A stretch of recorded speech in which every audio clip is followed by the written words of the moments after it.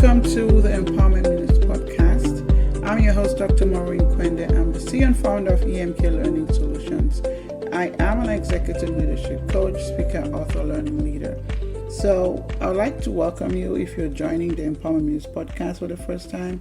It's a podcast for learning and leadership professionals to learn practical insights, tools, and strategies to lead better in life and at work. So every month we pick a theme, and the theme of this month has been mid-year leadership reset, leading with intention, not urgency.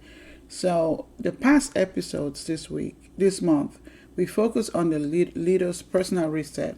We began with a mid-year audit, making the invisible load visible, and we talked about pausing, reflecting, and giving thanks, and resting and naming what we're carrying.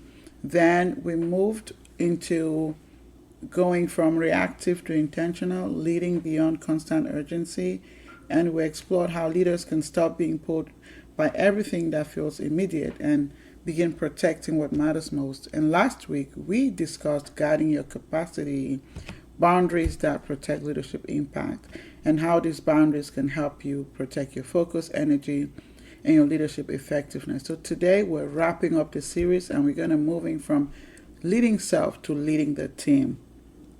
And now, the episode of today is titled Strategic Alignment, Helping Your Team Move Forward with Clarity.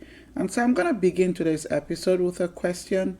So after you've paused, reflected, clarified what matters, have you helped your team align around organizational goals, mission, and vision? And I know that I would like you to take away something from today. When the leader gets clear, the team needs clarity too. So we're now focusing on this mid-year reset, but remember that it should not stop with the leader. Leadership is not only about leading yourself, it's about leading yourself, your team, your organization, right? So they have to have that shared vision. So when we're looking at strategic alignments, we're looking at helping your team understand what matters now, how their work connects to the organization goals, and how they can contribute to their mission and vision, right? So, and this is also about having those conversations, those expectations, and creating room for feedback. So think about this scenario. Imagine that a leader has done their own media reset, and she's done her work, right? And she feels clearer about where she needs to focus. Instead of assuming everyone already knows what matters, she creates that space for a strategic alignment conversation. As you know, many things go wrong with the organization just because there was never that conversation. People were not clear on what the expectations were, right? And so as a result, people are not functioning at full capacity. So by, making sure there's that alignment, she brings the team together and they revisit that organization's goals, mission, vision. She explained what has shifted and also reminds them what's important and what they need to focus their energy on for the second half of the year, right? So she sets those expectations, making sure that, they're clear on what the priorities are, their roles and timelines are, and then also making sure that decision making is effective, right? And then now she also allows room for feedback, asking the team what they're seeing, where they feel stressed, and obstacles that may get in their way, and what support they need to move forward. So if you think about this scenario, right, what does this look like? This is really strategic alignment.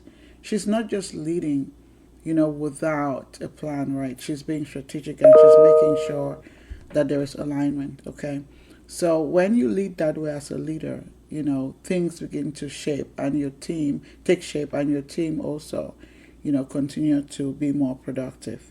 So once people understand what their mission is, how they contribute, and also when you have one true north, right, you have one direction that you're taking, it helps the team to move forward together and not being scattered, right? So remember, you want to lead yourself first, but you also want to lead your team, right? So there's an action I want you to take this week. Think about this second half of the year. Ask yourself, where do you need to have that conversation with your team? What expectation needs to be clarified, right? And this may include roles, timelines, communication rhythms, decision-making authority, whatsoever that looks like for you, right? And then ask yourself where the focus is at this point. What does clarity look like? And then also, where have you not been inviting feedback that you need to start inviting feedback?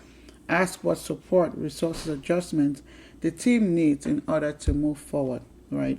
So now, as you close this month's reset, do not keep the clarity to yourself. Make sure that the team is also in alignment, and also take action on your challenge this week, okay? So I'd like to thank you for tuning in to this week's episode of the Empowering Minutes podcast, and thank you for joining me throughout this series. I'd like to encourage you to share it with anyone who needs this message, who can pause, reset, and lead differently in the second half of the year with greater clarity and intention. Remember, you don't have to lead from urgency. You can pause, reflect, give thanks, show gratitude, guide your capacity, align your team, and move forward with clarity. Until next time, keep leading with clarity, courage, and purpose. I'll see you next month with a new theme. This is Dr.